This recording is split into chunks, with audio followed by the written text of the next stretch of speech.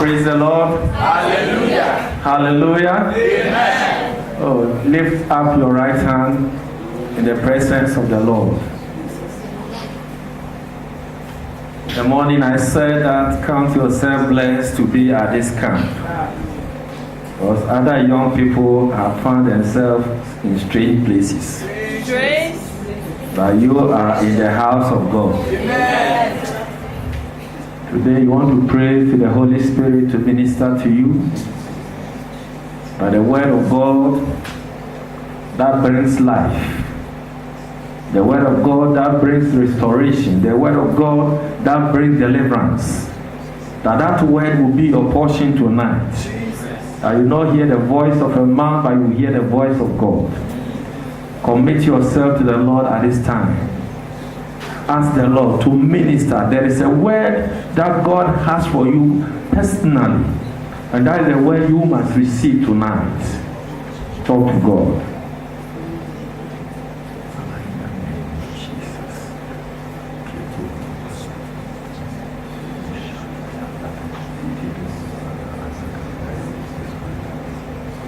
Father, we thank you for this time to be in your presence.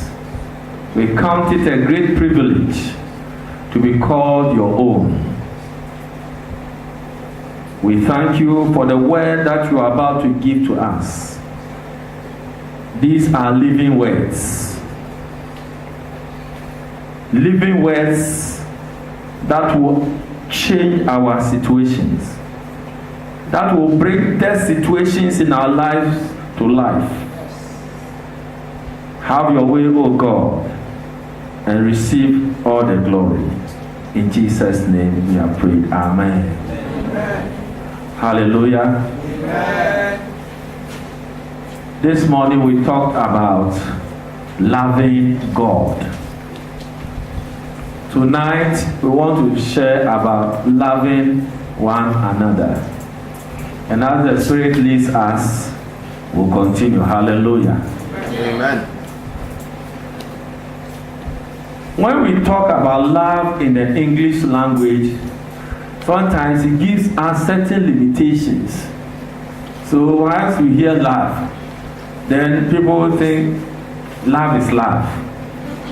Amen. But in the Bible, there are types of love. Amen. Amen. There are different types of love. There's agape love, which is what? Love on duty. Amen. I call it love on duty. That love does not change. That love is a love God has loved us with. The Bible says that He has loved us with an everlasting love. The love of God for us is a permanent love. 24/7, that love is on duty. Hallelujah. Amen. That is a love that God has given us and He expects us to show. Amen. Tonight, I believe as we share the word, you begin to examine your life. Or rather, let us examine our life, because I also have to examine myself. Amen. Examine our life to see whether we are walking in love or not. The body of Christ should be called a body of love. I know some of you may like war films.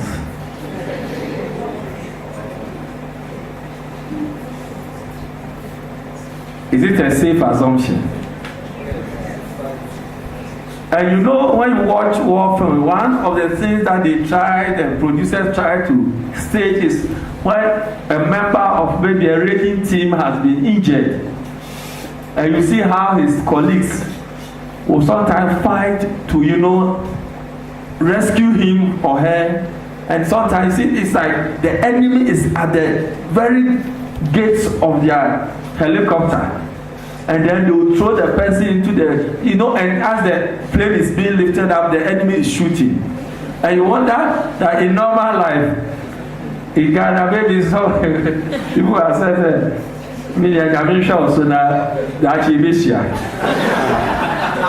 Amen.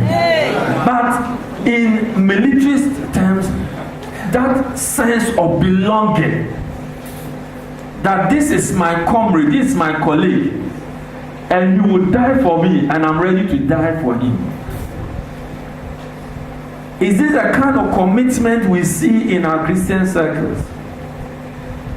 Amazingly, among Christians, the moment somebody gets into trouble, instead of his colleagues working to rescue him or her, we rather turn our guns on you, and then we begin to fire you. Oh, man. Turn your Bible to Luke's Gospel chapter 10. Luke's Gospel chapter 10. We are reading verses 25 to 37. Luke 10, 25 to 37. And behold, a certain lawyer stood up and tested him, saying, Teacher, what shall I do to inherit eternal life? He said to him, What is written in the law? What is your reading of it? So he answered and said, You shall love the Lord your God with all your heart, with all your soul, with all your strength, and with all your mind, and your neighbor as yourself. And he said to him, You have answered rightly. Do this, and you will live. But he, wanting to justify himself, said to Jesus, And who is my neighbor? Then Jesus answered and said, A certain man, tell your neighbor, a certain man. A certain man. A certain Hallelujah. He said, A certain man went down from Jerusalem to Jericho and fell among thieves, who stripped him of his clothing, wounded him, and departed, leaving him half dead. Now by chance, a certain priest came down that road, and when he saw him, he passed by on the other side. Likewise, a Levite, when he arrived at the place, came and looked, and passed by on the other side. But a certain Samaritan, as he journeyed, came where he was, and when he saw him, he had compassion. So he went to him and bandaged his wounds, pouring on oil and wine. And he set him on his own animal, brought him to an inn, and took care of him. On the next day, when he departed, he took out 2 denarii, gave them to the innkeeper, and said to him, Take care of him, and whatever more you spend, when I come again, I will repay you. So which of these 3 do you think was neighbor to him who fell among the thieves? And he said, He who showed mercy on him. Then Jesus said to him, Go and do likewise. Amen. Amen. Go and do likewise. We said in the morning that expressing love is not theory. It's not an abstract concept. When you say you love somebody, there should be a demonstration of that love. Because we have defined love to mean an inner quality, outwardly what expressed. So it means that what you are believing or feeling within you must result in a certain action.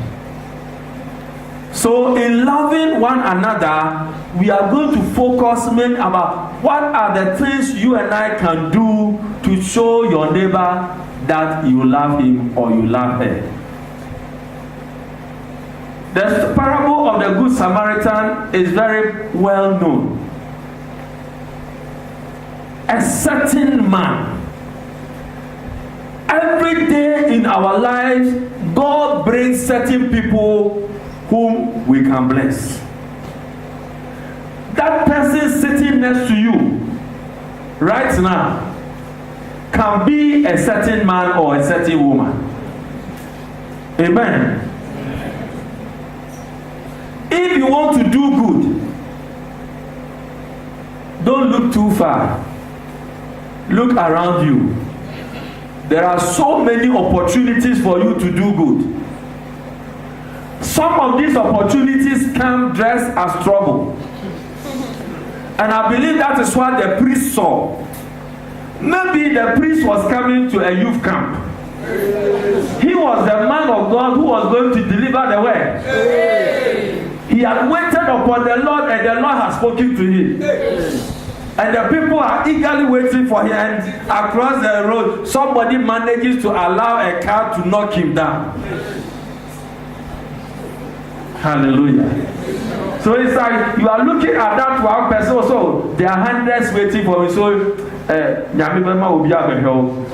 then you continue.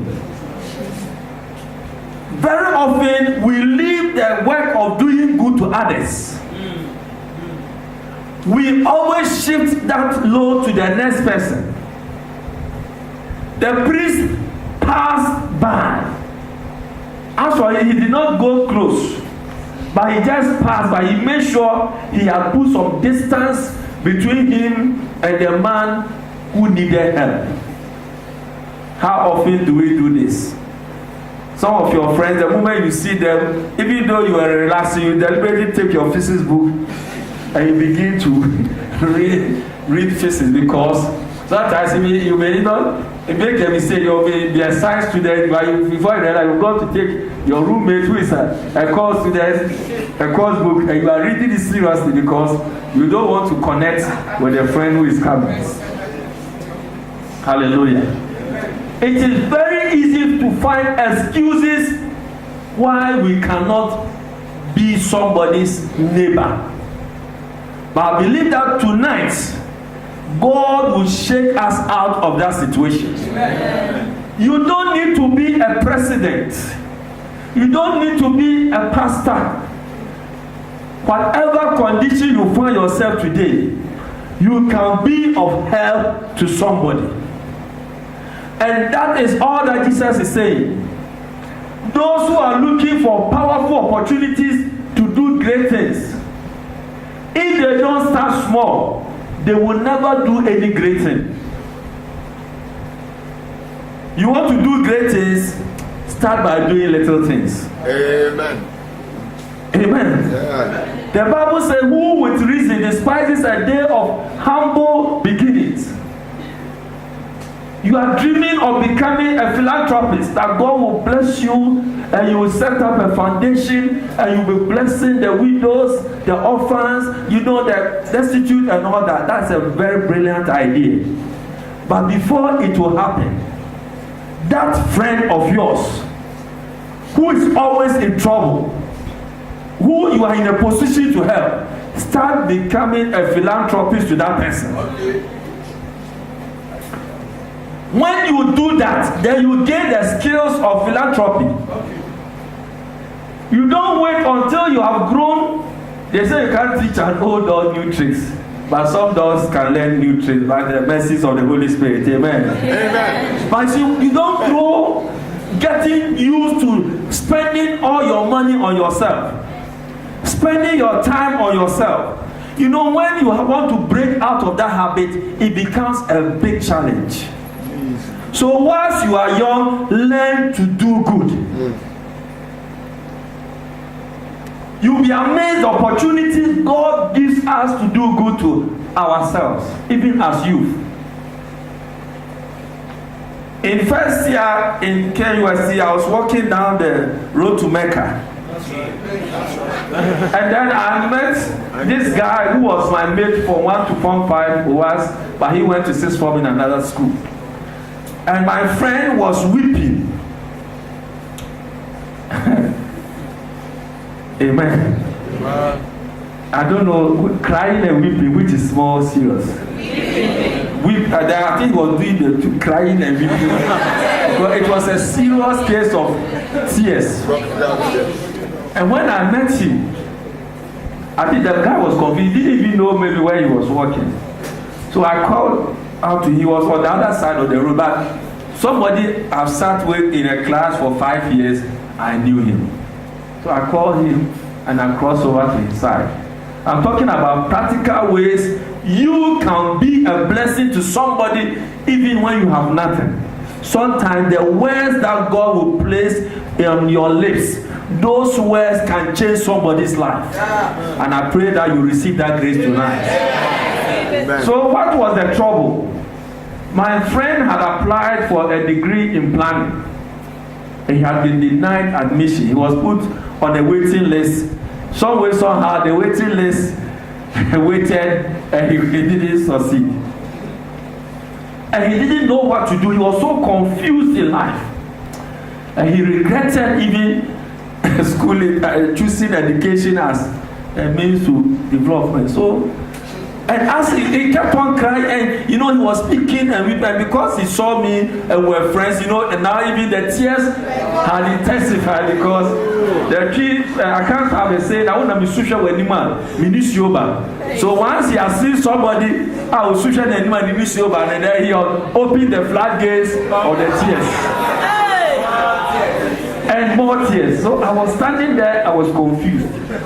Because honestly, what do you tell your mates, somebody who is your same age, what was I going to tell him? But then I remembered that Nehemiah stood before the king. And the king asked him a question.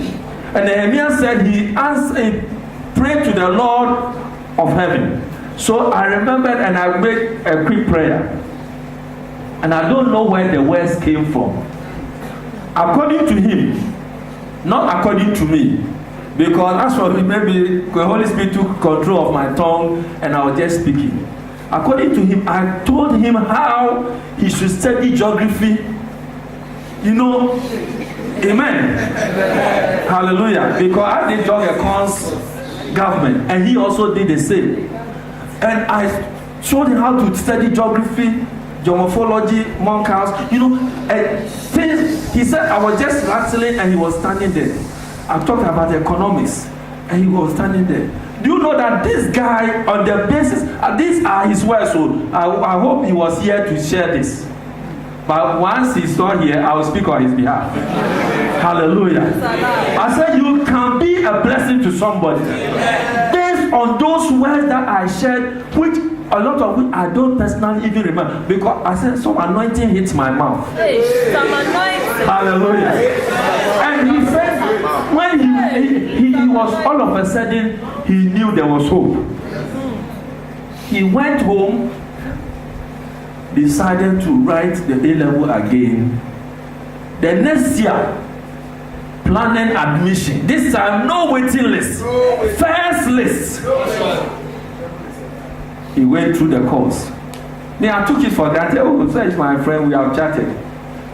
Years later, I was working and we attended a planning meeting somewhere. And after the meeting had closed, and we were going to tackle at 10:13. Oh, yes. Hallelujah. This man gets up and in the presence of everybody says he has a statement to make.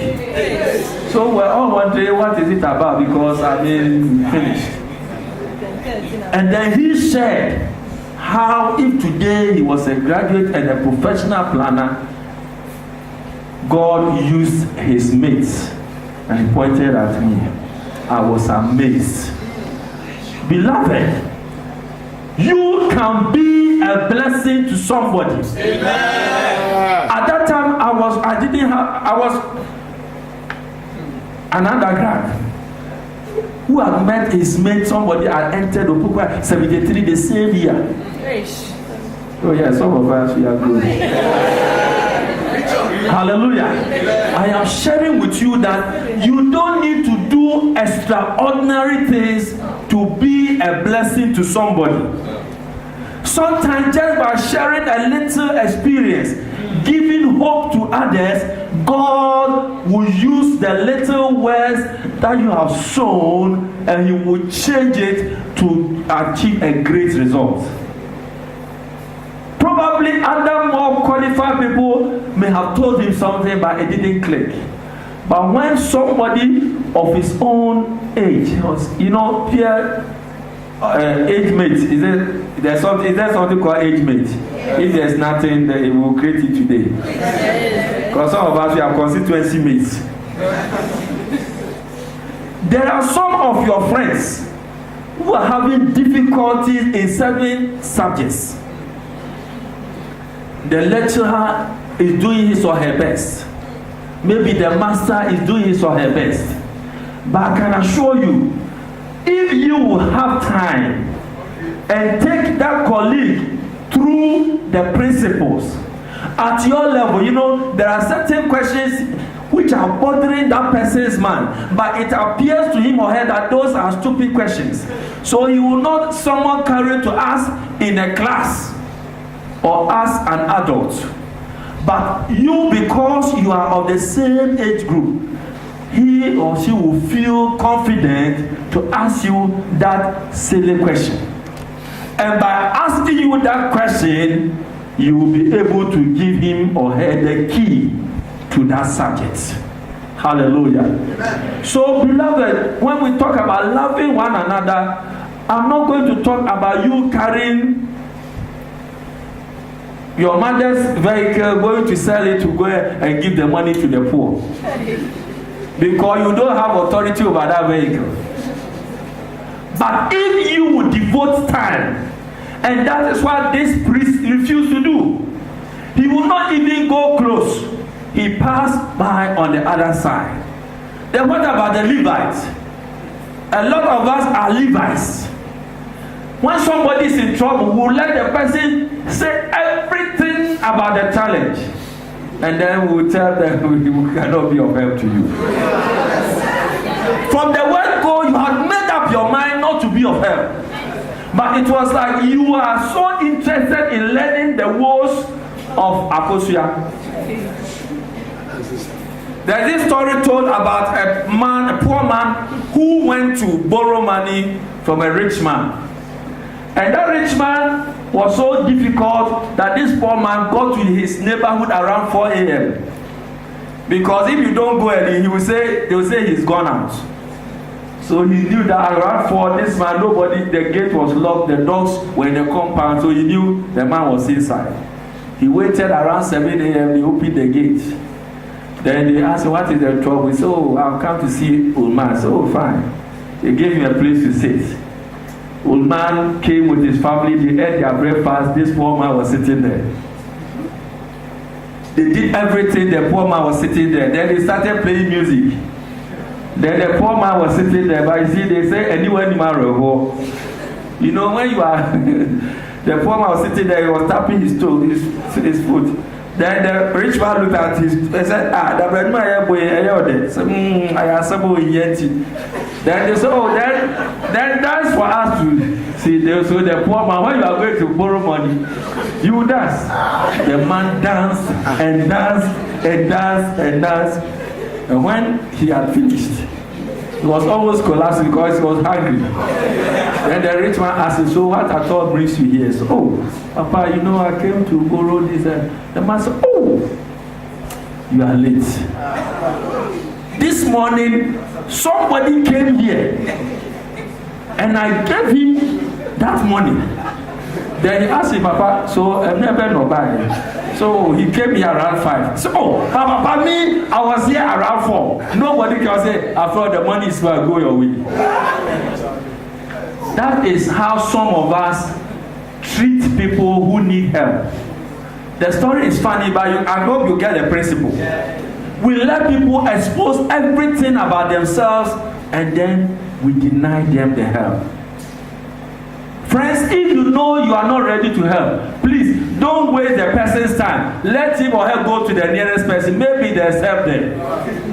But you don't come the person, let the man dance with all the little energy left in him, only for you to tell him somebody has come for the man. Look at the man has been camping outside your gates. Hallelujah. Levites, he came, looked at the man, and then he went his way. But the person who helped was a complete one, stranger. The Samaritans were not the friends of the Jews. Because if you know how the Samaritans came to inhabit the land that they own now, you know why the Jews will not like them and why they also not like the Jews. You know the story of how the 10 tribes got lost in quotes. they were what? Transported away into exile, and the king seemed to ensure that they would never have any chance to return, imported people from all manner of places and brought them to this place. And they were known as what? The Samaritans. So the Samaritans and the Jews, they are not friends. They are neighbors. In the technical sense of sharing boundaries, but they are not friends.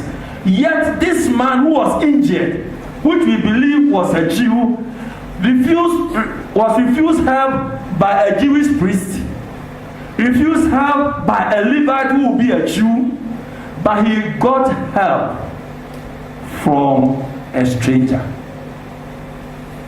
Maybe you are the stranger in your friend's life.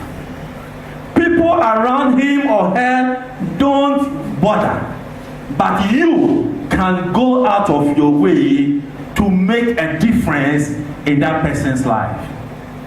So loving one another means practically demonstrating that you care.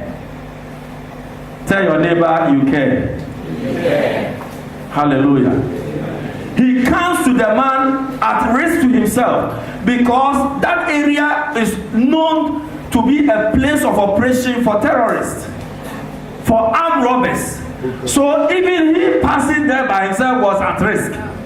So like some of the armed robbers will say, if we have not attacked you, you are going to help somebody we have attacked. So you are the Mr. Papa. So they will come and even attack you for helping, but he took a risk. Beloved, if you want to love your neighbor, sometimes it involves risk. Amen. If